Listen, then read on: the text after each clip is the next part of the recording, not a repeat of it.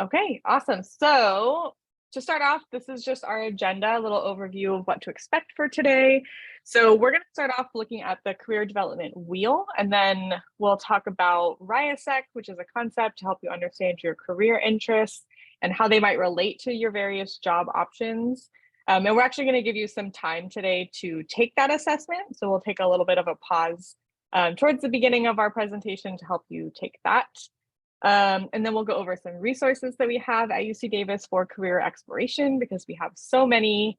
And then we'll dive into some specific common career pathways that students in these majors go into. And then finally, again, like I said, if you're here for mandatory advising and you have a hold, stay till the end for the link to the quiz. And we'll hopefully have some time at the end for Q&A. Okay, so this is that career development wheel that I was talking about. This is the one that the Internship and Career Center uses. So these are the steps that you'll go through to make career decisions throughout your life, not just now, not just in college, but like you'll be going through these phases throughout your life. Today's talk is going to focus on the first two sections. So that the self-exploration, the purple section, and then work research. So those are the two that we're going to start off with. Before you can make a career decision, right, you have to understand yourself. You have to have a decent understanding of, your values, what's important to you in life and work. You have to know your interests, like what do you like to do, what motivates you, and then your skills are also really important, like what are your strengths, getting to know what you like to do, and of course your personality. So how do your personality characteristics influence the type of work that you do and the work environment that you might choose to work in.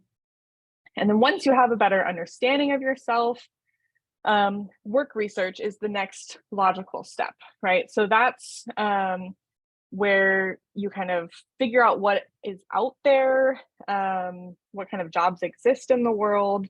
And that's where the second half of our talk is going to come in. So we'll talk about some common fields and even some specific job titles that you might want to look into a little bit more. And then just to briefly go over the rest of the steps, we won't be talking about them today, but just so you know, what does this career development wheel mean? So once you get to know yourself and the world of work, it's time to get some experience, right? Get your feet wet, get to see how these things fit with you. So that's where your internships, volunteering, part-time jobs, that's where those things come in. That can really help solidify your decision. So like once you understand yourself, and what jobs are out there, do you actually like the one that you picked for your experiential learning? And if you do, you might end up in the decision-making step, which is yellow here. And then once you have that solid decision of the path you're going to take after you graduate, that's where your job search skills will come in. So things like networking, creating resumes, cover letters, of course, interviewing. And then once you land that job after you graduate, you'll have to manage your career. So that's where the relationship building with your coworkers, your managers, work-life balance, things like that. That's the whole career development wheel. But one thing I really want to stress here and point out is that this is not a linear process. We have it laid out here in a nice, perfect wheel, but it's not perfect. Nothing is ever going to be perfect.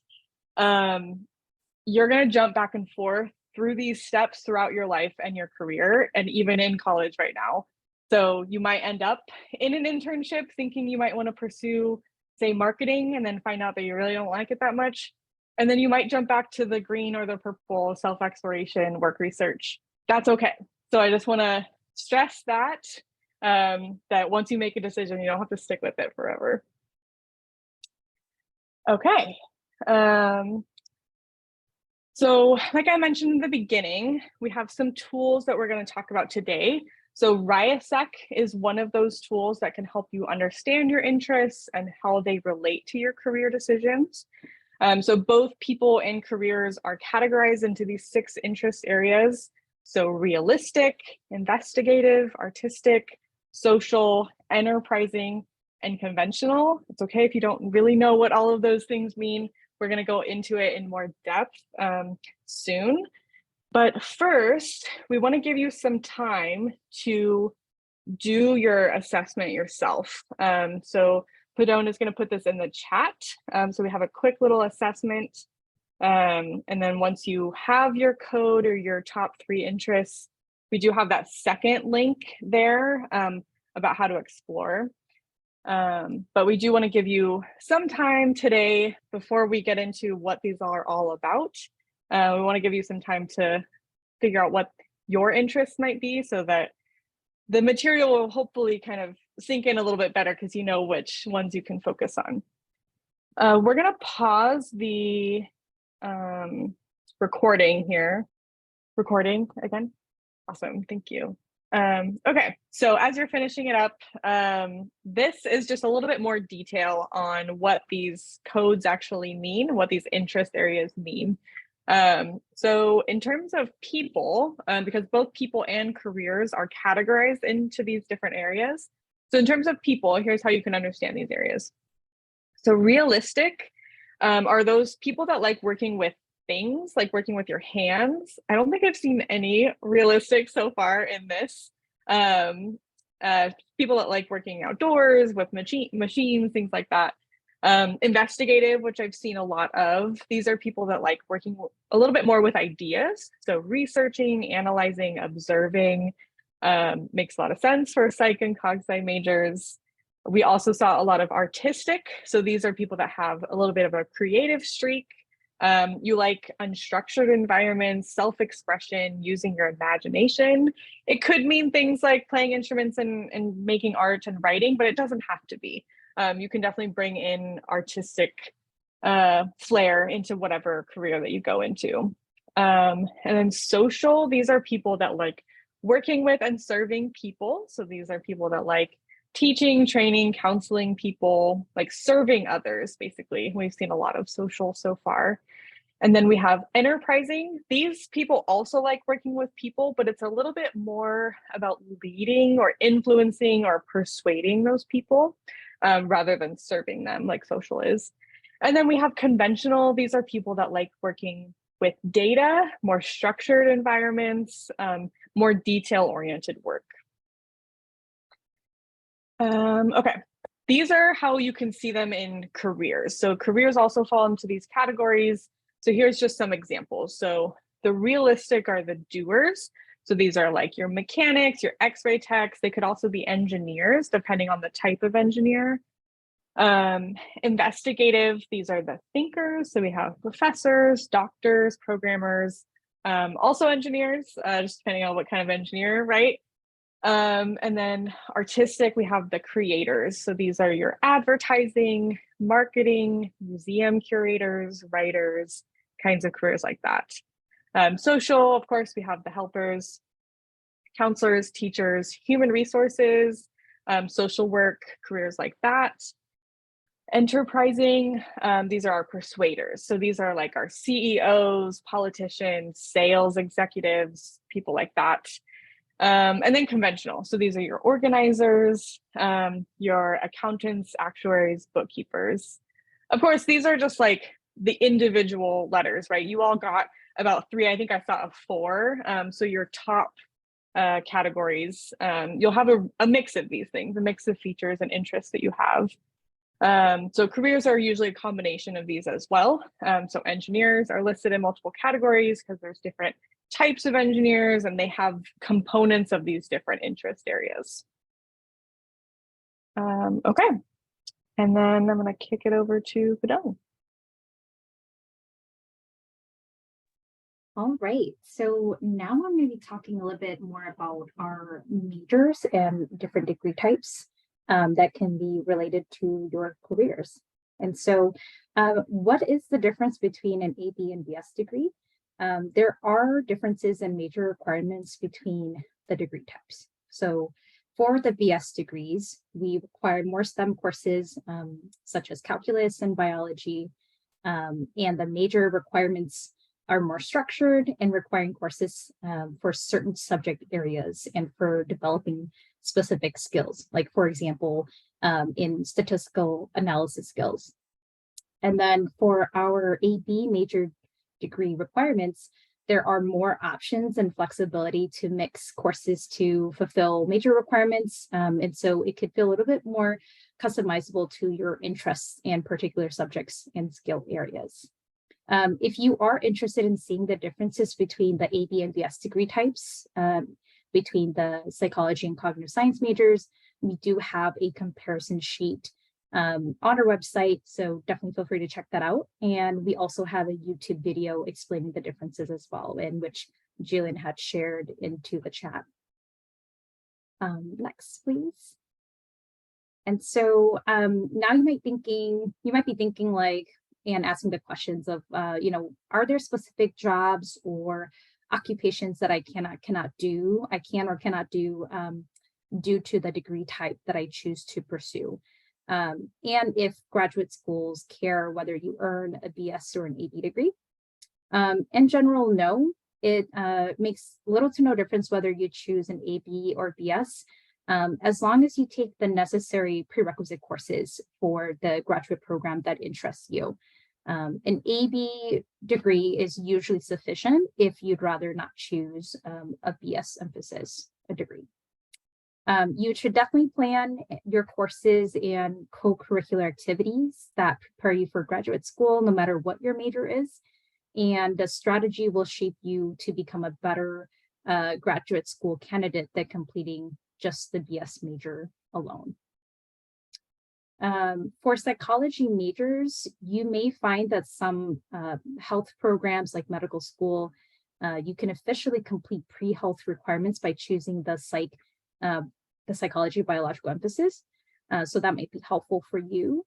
And then for employers, if you're trying to get jobs with your different degree types, it's similar that employers don't necessarily care about your degree type. It's more about like the experiences and skills and connections that you have for in order to get that position and be qualified for it.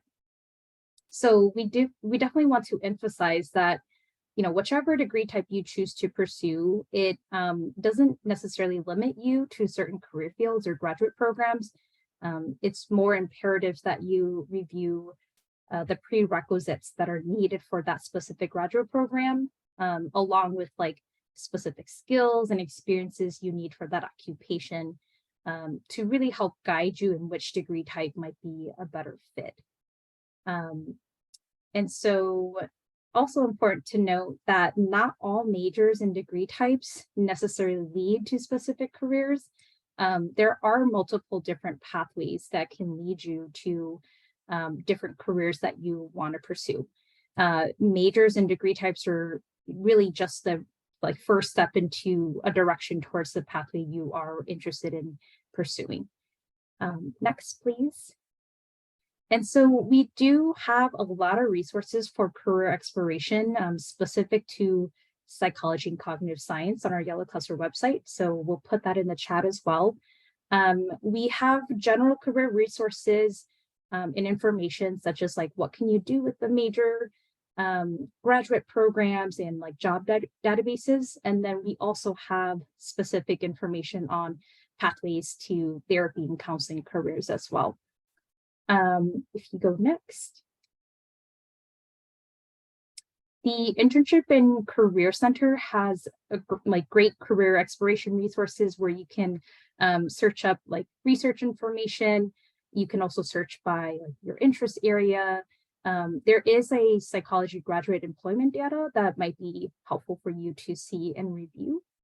And then if you are pre-health, there is a specific office, the Office of Free Health Advising, which has advisors that can support you in planning pre-health prerequisites. So that might be really helpful for you to access as well. And they have events and workshops as well. If you want to go next. And so now we're going to shift to talk about the different psychology and cognitive science career pathways that you can pursue. So if you go next, these are the different pathways in careers that we're going to specifically take a look at. And so I will hand it over to Ellie and William to do that.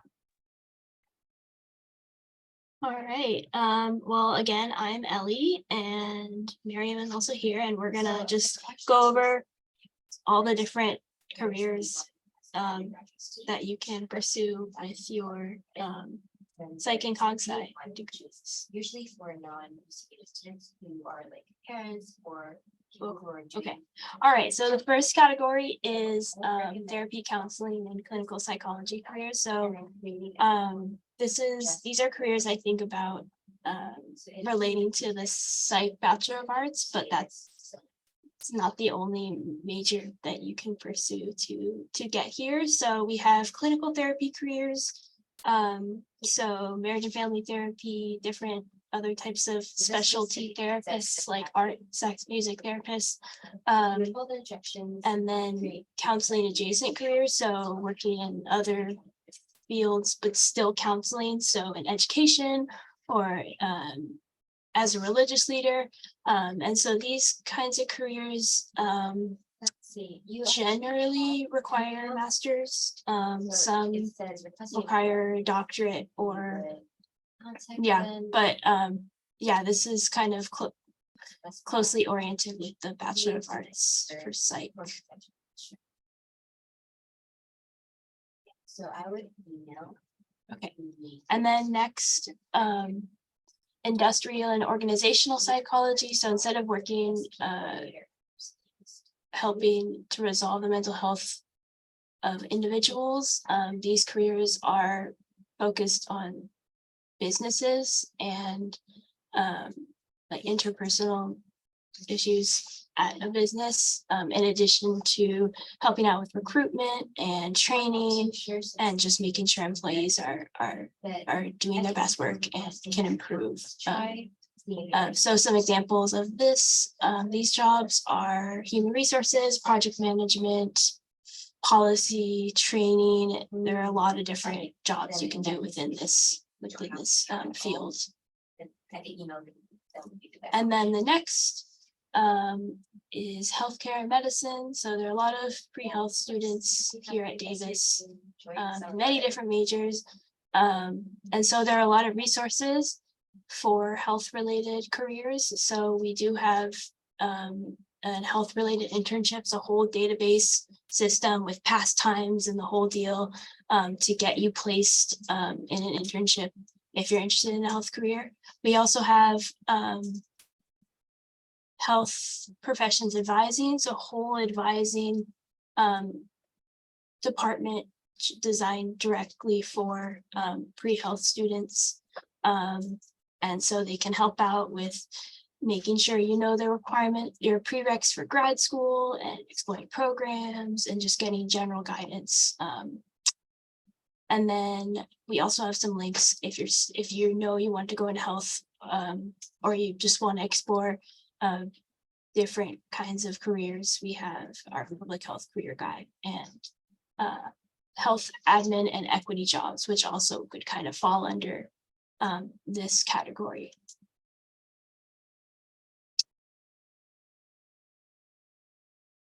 And then we have teaching. So K-12 or higher education. Higher education is going to require a higher degree, a doctorate or master's, depending on if you want to do admin at a higher education institution, or be an academic advisor like what we do here, or going to being a professor, or K through 12, which is anything related to any position at a school. So teacher, counselor, librarian, they need all those jobs. So we have some links for further exploration and interning or volunteering at a school will be helpful for that while you're here at Davis.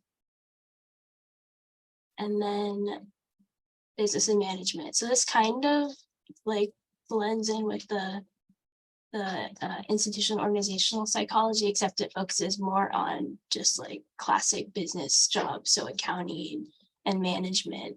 So analyst, stockbroker, doing marketing, managing people. HR also falls under this, project management. So there are a lot of options there. And we have a couple links for that. Yeah, I'm going to talk about a couple other fields relating to the, or that you can go into with your psych or cognitive science degrees. Do you want to change the slide? Kelly? I think this is it. Yeah, it's this one, yeah. So the first one, communication. So you can go into journalism, public relations, marketing, social media, writing, broadcasting, anything like that. And we'll send these slides out later, so you'll have access to all these things where you can find out more information about the pathways that you can take. And then for media industries, anything related to the arts, directing, educating, graphic design, and industrial design. And then next slide. So with the tech industry and data science, this would probably be closest to the cognitive science computational emphasis major. But you could go into UX, UI design, AI, data analysis, engineering, stats, IT, analyst. So there's a lot of options for data science jobs, as well as IT and computer occupations. And again, the computational emphasis for the cog sci major would probably be best for that. And then in terms of law, you can become a lawyer, paralegal, or any other careers relating to law, such as judge, arbitrator, mediator, court advocate. And then a really good resource for pre-graduate or pre-law is the Pre-Graduate Law Advising. And the link will be in chat, but it's a good way to talk to advisors within that field, so that you can find out more information about what you need to do in terms of like schooling and like graduate school in terms of law. And they also hold workshops and webinars that are really helpful. And they also have a link to law and public policy careers information. And next slide. So careers in public policy and government can span city, county, state, and federal jobs. And in terms of public policy, you can research political ideas, analyze government policies, political trends, and related issues. And then for government, you could go into county, city officialing, public policy administration, congressional aid, political analyst, state rep, foreign service agent, and more.